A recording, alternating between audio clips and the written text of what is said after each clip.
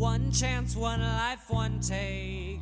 Hello and welcome to the Dead Funny, Dead Serious podcast. My name is Mitzi. I am the host of this show, 30 End-of-Life Doulas in 30 Days, where we highlight both how and why our guests became end-of-life doulas and hear their challenges and hopes for the field. Today we meet Jennawade Pratt from the Bahamas, and your business is Cherish Memory Boutique. Welcome, Jennawade. Thank you so much for having me here. It's our pleasure to have you here. Let us dive right into why did you become an end-of-life doula? Okay. When I get this, I find myself going down rabbit holes because I realize that when I look back at it now, I realize that you don't really decide to be a death doula. It's like the death doula life chose me. And I realized that when I was much younger, I was the one who would find dead birds and, other animals around the yard, and I would want to bury them. And I was so serious. Like I would have these whole solemn funerals with rites, and we'd name the animal, and then I'm laughing now.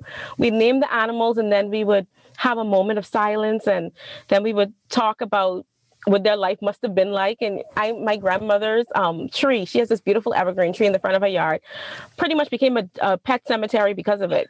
And then as I got older, I think people would call me like, I would only fit in two categories. Either you would call me strange or you would call me interesting, because I wasn't the normal, like the regular child. I was a very, very emotional child. And so if you cried, I cried. And even that's still me now. Like if someone started crying I don't know why they're crying, but I'm crying too. You're laughing, I'm laughing. So I was a very emotional person. And somewhere along the line, I think about 2008 or so, my great-grandmother, she passed away in the hospital, very, very busy public hospital. And when she passed away, no one knew she passed away, and she died alone. She'd suffered a stroke and they had rushed her there, and she died alone. And I felt so guilty. Like there was nothing that I could have possibly done, but I felt so guilty because my thing from there was no one should die alone. And a few years later, I had a friend who died. She drowned because CPR wasn't administered properly. And so I found myself doing legacy gifts. So I became a BLS instructor because I wanted as many people as I could to get to know what it is. So I found myself doing legacy gifts. And then shortly after, I've been married for a few years. And in my marriage, I've had 4 ectopic pregnancies, so 4 miscarriages. And I realized that here in the country, there are not like proper protocols in place to ensure that a person can mentally and just mentally process things. And so I found myself going into the creative art area to process what I was going through. And that's how Cherish Memory Boutique was pretty much born. But in the processing, I realized that I was blessed to be able to be creative. And there were some people who didn't know that it was possible. And so I started offering my services free of charge to family and friends who were grieving, as well as I found that I actually had this gift of when I ask a friend or a family member how someone is doing and they are in the process of transitioning and they're taking too long to transition over, and I would ask them questions like, why do you think so? And then I would tell them things. I would tell them, maybe you just need to let her know it's okay. It's okay to go in that, And when I tell them to say these things, about a few hours to a day later, the person would definitely transition over. And then that's when I realized that this was for me, but I didn't have a name for it. Didn't know what to call it. So I just considered I was either strange or interesting. And, I just dealt with it like that. It's a fine line between being strange or interesting. Very. And then I realized that I realized at some point it would have been through this whole COVID situation. When COVID had just started, or somewhere around April or May, I sat there and I said, okay, Jenna, you're going into COVID. We're in COVID. And when you come out, because, we thought we were coming right out of COVID. When you come out, what are you going to do? what can you say that you did, And so I sat there because I had this anxiety about COVID too, with everyone dying. And I sat back and I said, okay, so if I was to die, what would I have left? What would I have left in this world?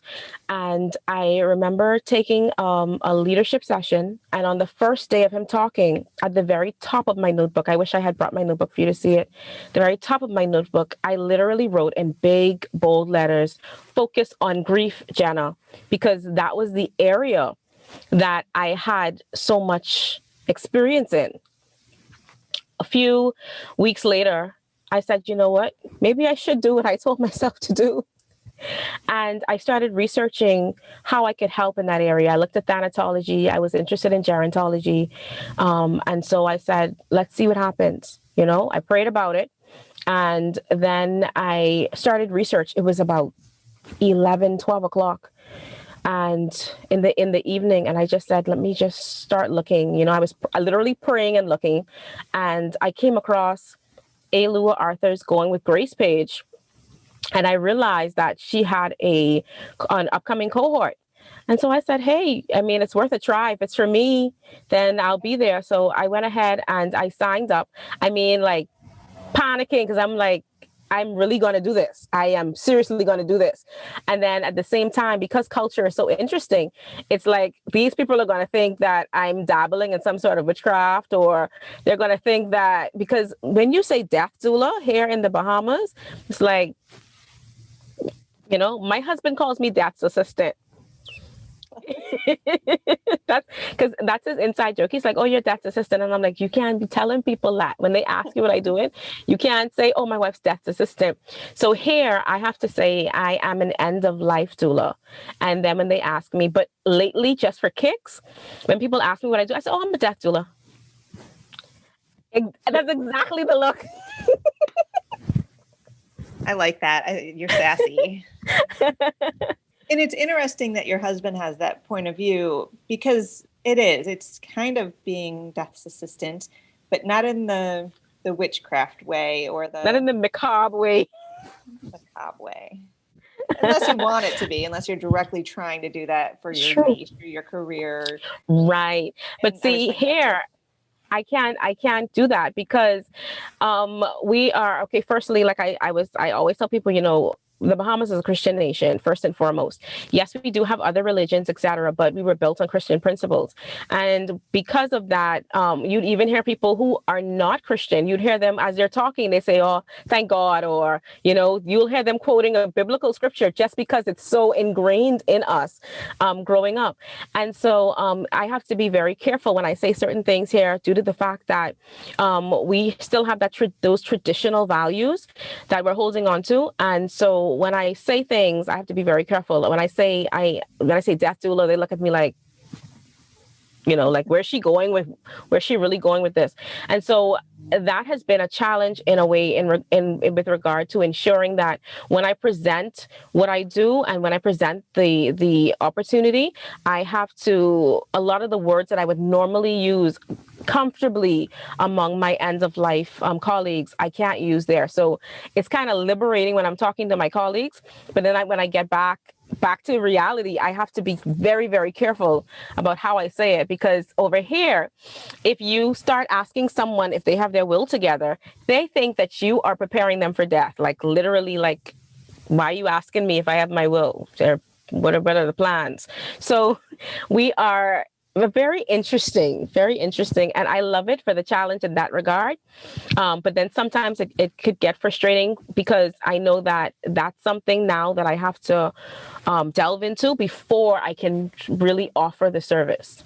Keeping the culture in mind and knowing your audience is really important. And you reached out and we spoke, and the reason that I'm recording with you, I was trying to get the width of and the breadth of all these end-of-life doulas and all these different places with all these different backgrounds, with all these different reasons for joining the field.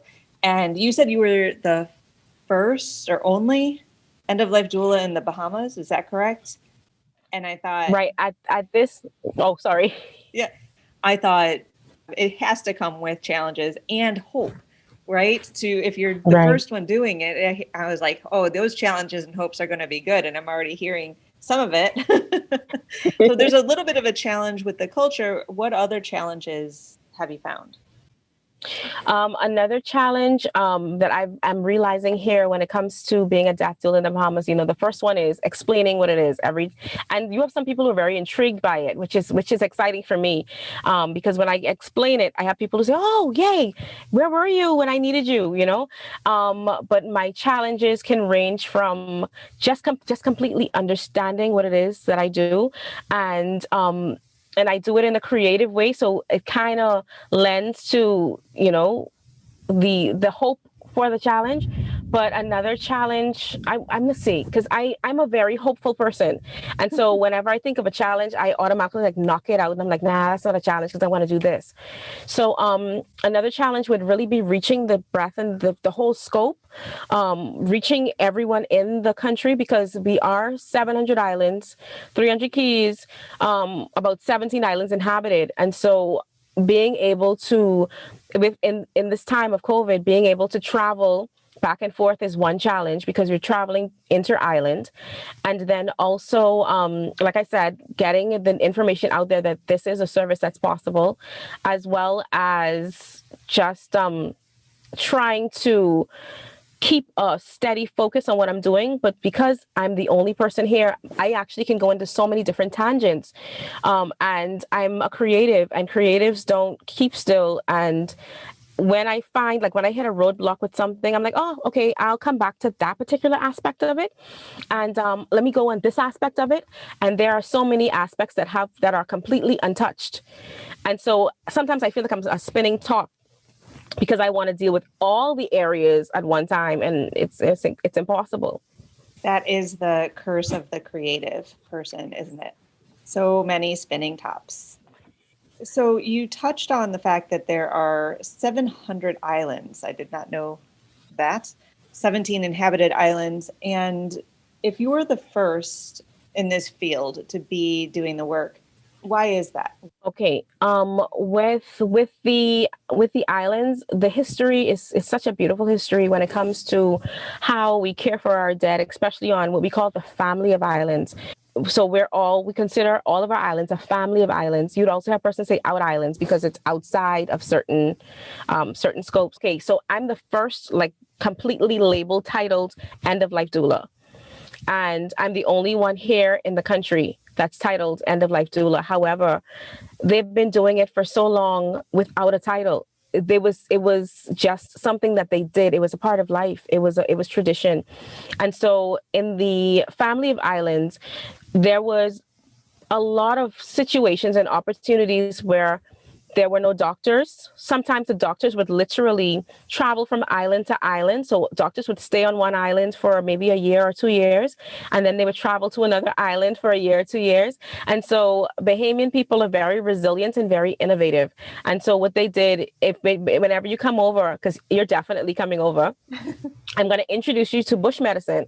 So what they did was, the doctors weren't there. And so there is a whole pretty much book, and it's so amazing, because everything, a vast majority of what happens here in the family islands are oratorical. They're passed on through word of mouth, right? And so a vast majority of traditions are just word of mouth. So if you're talking about bush medicine, you'd actually have an older person who would carry you into the bush and would tell you, this is good for headaches, and this is good for stomach aches, and this is good for, everything, fertility, also. It's crazy how we found ourselves so innovative going into the bush, and because we didn't have doctors. And then when it came to taking care of your dead, there were things that they would actually do to ensure that the dead were preserved until the funeral service, which would either be held on the island or which would be held on another island, maybe, or just preserved just enough to be transported from one island to the main capital, which would be New Providence. And so knowing that they did this, and it's sad to me now because I'm trying my hardest to historically, like I'm researching and trying to find the information, because I feel that in order to know where I'm going, I have to know where we came from. And so I am trying my hardest to get the information and trying to find out who I can speak to in regard to what we did then and how it's changed now. Well, now we have we found ourselves fully dependent on funeral homes and their directors. And so at this point, it's if someone dies in one of the islands, there's an opportunity that there's a coroner and there may be a morgue. If we don't have a morgue, they actually know how to preserve that body until they can transfer. So just having the opportunity to kind of extend myself with more information and to be able to pass that information on, I feel honored in that regard. And it also is still, I'm still in that awe phase because there's so much I don't know. So you might know this offhand and you might not. On New Providence, is burial or cremation more prevalent at this point? Burial is more prevalent. I think it has to do with, once again, being a Christian nation and the type of burials that the type of rites that we would prefer would be burial. You're starting to see more persons lean toward cremation.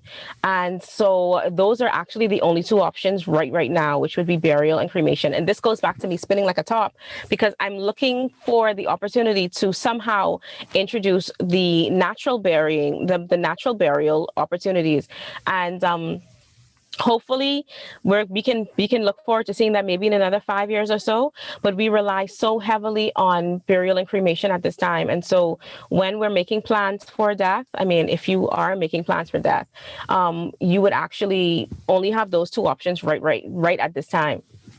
I think that really leads us to hope and partnerships and building those partnerships with people that can be allies in getting the natural burial and all these other pieces. So you don't have to do it all yourself. You can be a spinning top with other spinning tops.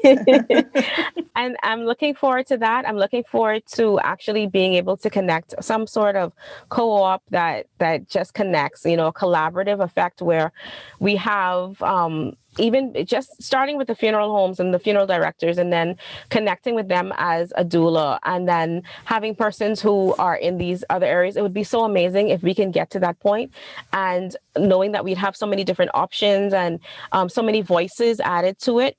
So I'm pretty much, there are no words. I'm totally looking forward to that opportunity.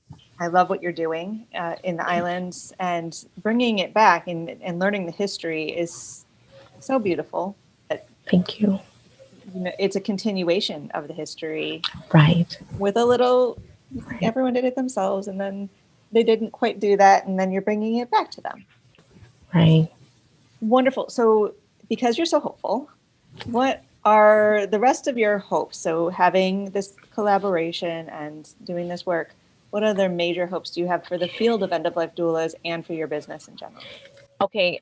For the field, definitely, I'm looking forward to persons being a bit more unhesitant, like accepting of it and ready for it, because what I offer right at this particular point in time, I offer living wakes, and I think some people are like, but we have this quote where we say, "Give me my flowers while I'm alive," and I would love the opportunity to have to plan events where the guest of honor is there, and instead of you having to cry over the fact that they're gone, and what you remember, you can actually tell them there, and in this beautiful moment of persons coming together, because we're going to travel for your funeral anyway, so why can't we travel for the celebration of life? And so I think when it comes to my hopes for the country, my hopes really start with in just wanting everybody to have an idea of what an end-of-life doula does. And in them having that idea, they can take that idea and create their own ideas and their own memories and just come to the doula and say, hey, this is what I was thinking of. I want them to know that the opportunity is there. I want them to know that there is someone out there who wants to work with them, who wants to leave a legacy on their behalf. And if we can just get beyond the fear of dying or the fear of oh my gosh, I'm leaving my family behind and I don't know, if we can just get beyond that and start to prepare our families and our friends, our loved ones for what's coming next, and have an opportunity to be a part of it, especially when it comes to like the whole house cleaning. And for you to say, I want this person to have that because they like that, instead of everybody rushing into the house and the person who really wanted it didn't get it. So if I just want them to know that the opportunity is there. Unhesitant about death and dying. I love that. And I want to make a t-shirt that says that. I am unhesitant about death and dying. And do you know where that quote comes from? Give me my flowers while I'm alive. Is that a Bahamian quote or? No, actually, if I'm not mistaken, is it a song? I think it's a song. It's an old song where the person sings, give me my flowers. And I think I've heard it once or twice before, but it's a Bahamian saying. Like we literally say, if something happened, child, just give me my flowers while I'm alive. Don't wait till I dead. That's what they say. So great. What's coming to me, it's really interesting, is that I was raised in a flower shop. My parents owned a flower shop, and we took flowers to the funeral home all the time. And I was a child and I went with, and, you get them out of the van and you go through underneath where the bodies are. And they were always covered I think. I don't remember anything weird or anything, but that's weird enough that I was, under 10 years old, and they always gave me the wreaths because they were light. So I was always like running through the funeral home with these wreaths. And I grew up thinking that that's normal. But there's a lot of flowers. That was a big part of our business, weddings, right. Funerals. It was like this, oh, they have all these flowers. They can't enjoy those flowers. Exactly. Yes. Why are we doing that? I don't understand. Exactly. It brings me here. I'm guessing that's Yeah, so that's what they would say. Older persons would always tell you, if you want to say something to them, you tell them while they're alive. If you want to do something for them, you do it while they're alive. And so they always say, give me my flowers while I'm alive. Oh, shall we all live by that? Yes. Now on out. Anything else that you want people to know? Well, I want you to know that this is an amazing journey. I journeyed with, and if they're interested, I always tell people, ask me. I've actually had Bahamians, and I'm so excited because I've actually had Bahamians ask me, so how did you get into it? And I got into it because, like I said, I went with Going with Grace with Elua Arthur. And I always tell people, I would connect them to the page, let them go ahead and look over the page. But I want persons to know that if you're interested, you don't have to go through the same avenue that I went through. I would always suggest that you go through the avenue that you're comfortable with. And Going with Grace was such an amazing process. And so that's the first thing that I say, try Going with Grace. But then I also say, research it. So don't take my word for it. Go ahead and research if this is what you're interested in. And if this is what you're interested in, hold your breath and jump. That's, I also want persons to know that on my Facebook page, which is Jennawade Pratt, End of Life Doula, if you just want to talk, if you just need a moment, you just want to breathe, I offer 30 minutes where you can just breathe if you want to, talk if you want to, because right now, last month, May was mental health awareness. And so we've had a few suicides here in the country recently. And with that, it's a lot of back and forth, and persons saying, oh, you should be like this, and oh, you shouldn't do that, and oh, it shouldn't happen like that. But if you ever need to talk, if you want to talk about grief, if you want to process something, if you just need a moment, you can go to my Facebook page and you can book a session, and we can if you just want to sit there and breathe. I know how important that has been for me. And so as an end of life doula, that is what I offer to anyone who needs it at any time. That is amazingly generous of you. Thank you. Thank you so much for being here. Thank you. They can find you at Cherish Memory Boutique on Instagram, and then on Facebook, it is Jennawade Pratt, End of Life Doula. I thank you again. Thank you for the opportunity. Thanks again, listeners, for being here. It would mean the world to us if you liked, subscribed, left a comment, and shared this video. It means that you are interested in ethical end-of-life conversations and that we should make more of these videos. And please consider becoming a patron. It helps us make this podcast. Thanks, and we will see you in the next episode.